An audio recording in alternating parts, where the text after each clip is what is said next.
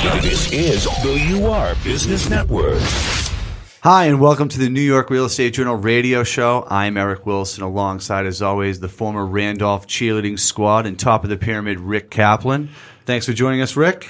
Hey, like everyone knows where Randolph is. Randolph, Mass, if they really needed to know. Although there's probably a Randolph in every state in the country. The top of the pyramid, everyone is excited. Yeah. I mean, that must have been really happy for the young cheerleaders. And that squad would collapse pretty quickly if I was on the top.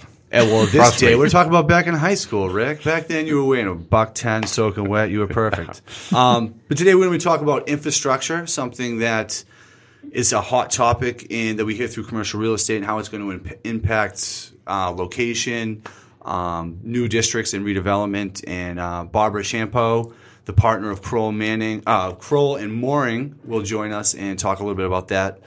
Barbara's actually in studio, traveled from New York to join us, Rick, because we're that famous. And Christine in our own Wolf, mind. Our managing director of the New York Real Estate Journal, is also in studio. Thanks for joining us, Christine and Barbara.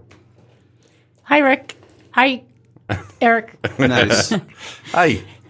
I was going to say, not only are you that famous, but you're somewhat infamous by now, so there you go. I appreciate it. That was the appeal. I think I'm infamous. He may be famous. But we're going to talk about infrastructure, so we're really excited you came in and joined us.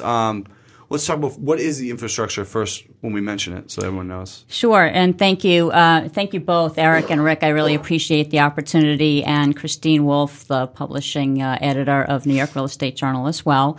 Infrastructure, I guess it's all in your point of view, but generally, at least in the commercial real estate world, you're talking about transportation, everything from airports to roads to ports to railways and everything else you can think of. I guess eventually it'll be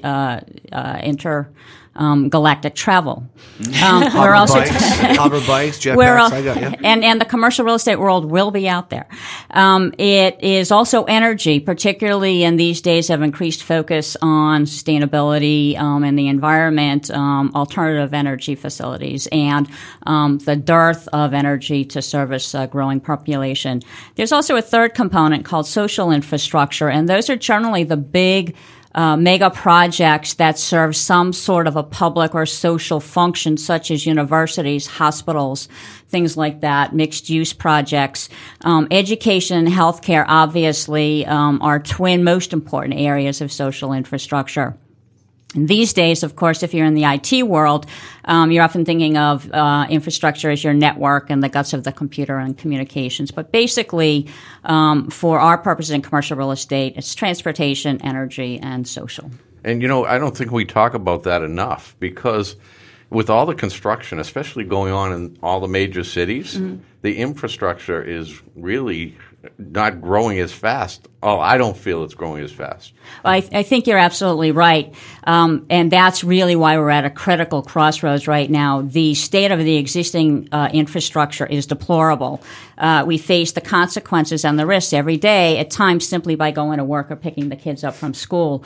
At the same time, particularly in the urban areas, you're seeing a huge influx of new construction and residences, businesses, redeveloping the waterfronts. So if they need expanded infrastructure, if the existing infrastructure can't keep up with the existing uses, you can imagine the catastrophes that are going to arise, as these new pressures are put to bear. We often see news of the impact of the sorry state of our infrastructure in the news. We've seen in New York, for instance, derailments of a commuter train that lost a few lives, and that was the second time a train had derailed on that line. We've seen bridges go out and collapse in Washington State and in Mississippi. There are long delays in Chicago's rail system and the Washington MTA due to a backlog of maintenance projects. The thing is, the collapsing bridges and the derailed freight trains are just the most visible signs of the nation's crumbling infrastructure. By some estimates, the Association of Engineers, nearly 70,000 bridges across the country are just a freak accident away from collapsing. So that impacts all of us. That's comforting. Yeah, I'd like to make your day. Thanks for telling me now after I traveled to Cape Cod and back. Yeah. Well, if any of you are waiting in New York for the 2nd Avenue subway to be completed, you have had your share of infrastructure issues over the past 30 years, I think. Anyway, to go back to your point, although we have problems which also extend to water systems, to power grids, again, anyone who has experienced electrical loss knows that, airports, ports, infrastructure spending in this country has, as a percentage of GDP, has decreased precipitously since 2008. So to your point, we're reaching a real crisis or conflict with growing cities and diminishing utility of existing infrastructure. Now, if you throw in, well, I put the quotes up because climate change, also, with some of these major storms that are coming in and you're having emergency issues where you have all kinds of exit strategies that have to be put in place, that must be a major issue, I would think. Well, that is an interesting issue and result of climate change, or lack thereof, or whatever. It's just one more external pressure that's been brought to bear on our really crumbling infrastructure. Now, with that, we do or we don't have control over it, unlike other aspects where we do have much more control over it. I have a couple of questions. One is, how far out do you plan infrastructure? As you know, the cities are continually growing. It's not as if population is declining. And with the more residences you build on these towers, especially in Manhattan, and the higher you go, how is that going to change infrastructure? As in being an island, especially after, was it Hurricane Sandy? And second was, how do you finance these changes to the infrastructure projects that obviously we now need to know put on the board? Two very different but very inexorably intertwined questions, and unless you'd like to sit here all day, I can't give you answers to all of that, but a few thoughts on it. First, in terms of planning and timeline, it somewhat depends on the magnitude of the project. If you are talking about replacing a little footbridge that was knocked out on Roosevelt Island in New York, for instance, by Hurricane Sandy, that's going to take a certain amount of time. A year should do it. If you're going to talk about replacing the Tappan Zee Bridge in New York or rebuilding the ports in New Jersey or whatnot, that can be 5 to 10 or longer years. And if you're talking about Boston's roadway system, that could take a lifetime, as we all know. It takes that just to get from one end of the city to the other. Yes. So the benefits now, as opposed to 5 or 10 or 20 years ago, are that there's a lot of technology and software and engineering applications that are very helpful in terms of just what needs to be done, B, subjacent or below ground conditions. Conditions if you're doing, if you're impacting infrastructure near the waterfront at all, that can tell how much, load-bearing walls you need or any of those kinds of things. So to go back to IT, that is a really useful tool in terms of planning timelines and what's involved. In terms of finance, it's kind of interesting, and it's an inherent part of the problem. A lot of infrastructure projects have been financed through public-private partnerships.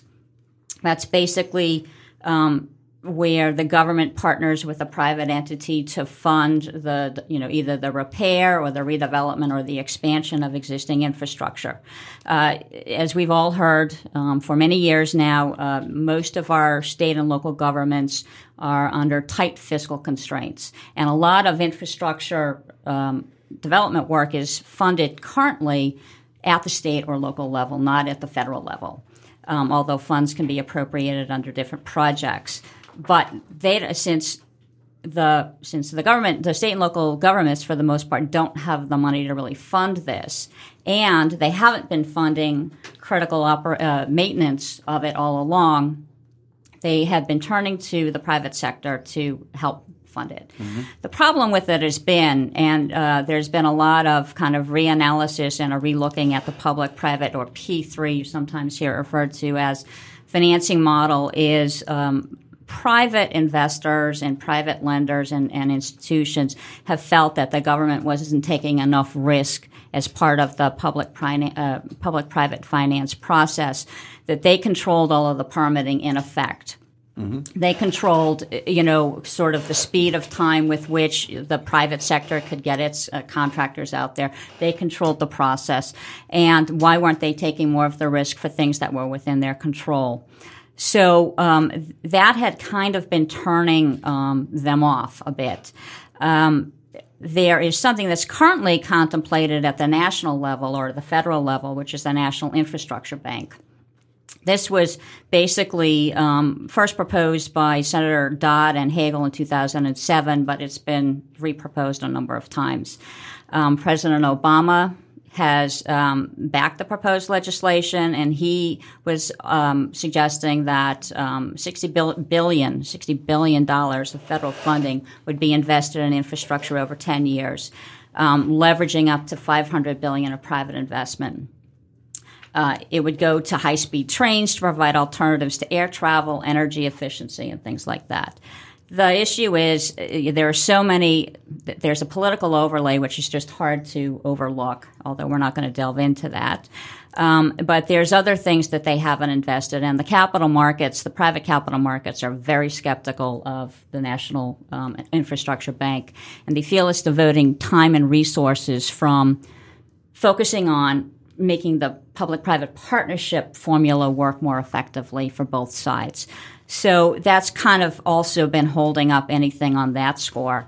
Let me just stop you for a second. Mm-hmm. So you're saying that the banks are not are looking at the government and saying that they're not holding up their end of the deal when they're going to support these infrastructure partnerships? A lot of, whether you're talking about banks or private investment firms and private equity investment firms, things like that, there has been, the feeling in a number of segments of that industry that while they are looking to provide value to the applicable state and or local government by helping with the infrastructure project, that the government, working as a government does, is slowing down the process, building in delays, in permitting, in approvals, in moving from phase to phase, in signing off on critical aspects of funding and matching grants and things like that. So yeah, there has been a lot of feeling that has been an inherent problem, and the P3 of the past. There has been a lot of focus and refocus on trying to make the risk allocation more balanced and provide greater incentives for the private side, because there's no way that the needed capital is going to come from anywhere without the private markets. Right. So the government's red tape, pretty standard. What is the impact going to be on the individual? To go back to the beginning, the impact on the individual, if the public sector and the private sector don't get together, is going to be long delays at the airports, long delays for subways. Every time you go over a bridge, wondering if it's the last time you've gone over the bridge. Right? I'm afraid now. So yeah, right. No, but and I don't mean to dramatize, but it's really, there are places in this country where it's in really bad shape. Now the potholes that you see on the FDR Drive in New York may be just an inconvenient, annoying thing until your car is damaged. But these bridges and these derailments and things like that, those are obviously life-threatening ramifications. To kind of switch to the IT, what I'll call IT again, one of the things that I find interesting, or one of the possible future sources of funding, although it would have to be on small projects, I think, is crowdfunding. Mm-hmm. Crowdfunding has been used a few times, or civic crowdfunding, as a source of funding for repairing sort of some minor infrastructure things, and in return you can put a plaque on it with your name or something like that. But there was recently, about a year or so ago, approved a company called Mosaic, which is a U.S. solar energy crowdfunding site, and it received approval to reach out to the crowd to fund solar panel projects, which is part of infrastructure. And I think obviously that's a drop in the bucket to what's needed throughout the country, but I think it's kind of a cool way to really get the public involved in and providing, some investment and some support for the infrastructure project. I think in the meantime, while they're focusing on streamlining the traditional P3 process, an evolution of it or an iteration of it is the kind of relationship that is now happening under the Transportation Infrastructure Finance and Innovation Act, or TIFIA. Okay. Had to get that one in there. Yeah, right? Yeah. Well, at least you had broke it down before we started asking what it was. And the reason I find this personally interesting. It was originally authorized under the Transportation Equity Act for the 21st century. Then it was reauthorized and amended in 2005 by the Safe, Accountable, Flexible, Efficient Transportation Equity Act, a legacy for users. Now, is that the total name? So if that's the TIFIA name of the is act, way easier. now you know why the legislation legislation is so long, right? Yeah, right. If it's going to take them 2 pages to list the name of the act. Anyway, this was a program that the federal government came out with a while ago, but it hadn't been used until starting in 2012. And it was to award credit assistance to eligible applicants who could be from the public or the private sector, state departments of transportation, transit operators, special authorities, and private entities, local governments and private entities. And they provided a means or a framework for credit assistance in one of 3 ways: secured or direct loans, loan guarantees, and standby letters of credit. In 2012, mid-2012, there was a notice of funding availability issued by the Department of Transportation. And what that basically said was that there was a lot of funding available for suitable transportation-related infrastructure projects. So it's not going to go to or be available for the energy or the social, but it is going to go for the transportation, where we obviously have a major need. There's a 10-step process that you go through, and the private sector so far, while slow to embrace, has been warming up to it over the past year and a half. Currently, as of 2 weeks ago, there are 40 active projects out there through this TIFIA program in excess of $65 billion worth. Wow. Yeah, and there have been 9 that have been closed. So this funding was made available in mid-July. 9 have already been completed, and you've got another 40 that are in process, including a couple in New York. One is the Goethals Bridge replacement, which was approved just this year. It's going to cost about $1.5 billion to do, and there's a TIFIA loan for about $500 million, and then some private activity bonds and some private equity of about $110 million, and the Tappan Zee Bridge replacement for about $5 billion, where TIFIA funding is going to be about $1.6 billion, and bonds are going to be issued for about $290 million. The only thing about that is I'm kind of curious, because I read recently in the newspaper that the mayor of New York says, or the governor of New York says, maybe he doesn't need that money from the federal government. So I'm not sure where he's coming up for it. But he's going to increase the taxes. That traffic is going to be crazy.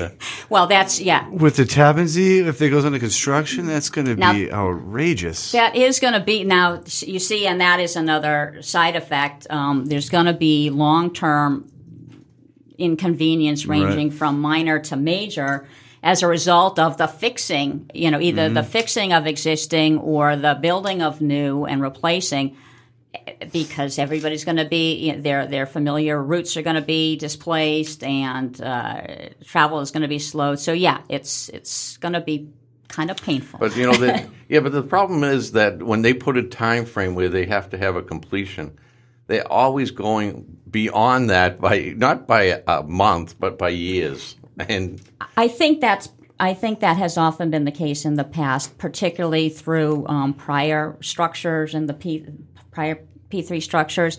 So far, through this TIFIA program, much more of the not only development but operating and maintenance efficiencies of the private side are being brought to bear, and the government is now learning to utilize those skills and that expertise. So it's really speeding up the process quite a bit.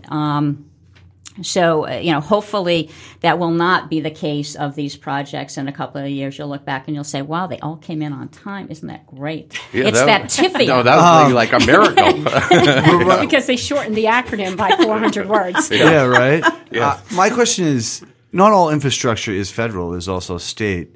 So, some state roads need to be repaired or now who goes to, when you say private partnerships and public, would you partnership with the U.S. government for certain things and then the state, or is the state and total government, Right now, primarily, other than the TIFIA program, it had all been state and local, even though with a few exceptions, if you're talking about an interstate highway or something like that. But for the most part, it had all been state and local, and many of the relevant state and local authorities just did not have the money for this kind of thing. And so, and many of them were filing for bankruptcy over the past 8 years now.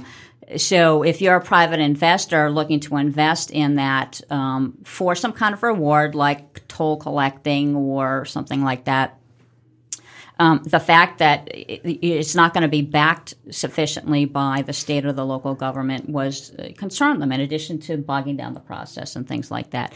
And that's why there had been this, and there is in committee, this proposal for it to come through the federal government, supposedly outside of the realm of politicism.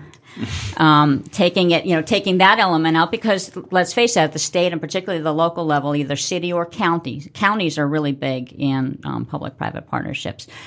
There's inherent in that is who knows who at the zoning board or something like that. So that's why the issue to kind of put some of this in the federal bucket had come about, but TIFIA might be helping with it. Well, we really appreciate you coming on, Barbara. We've run out of time. I know we're out of time. You want to get one more question? Yeah, all right. I want to. We'll extend the time a little more. All right, sounds good. Because I have a question, and that's basically on. Isn't it common that developers are required to build out their own infrastructure to get the permitting to put a project together? In a lot of cases, to a point.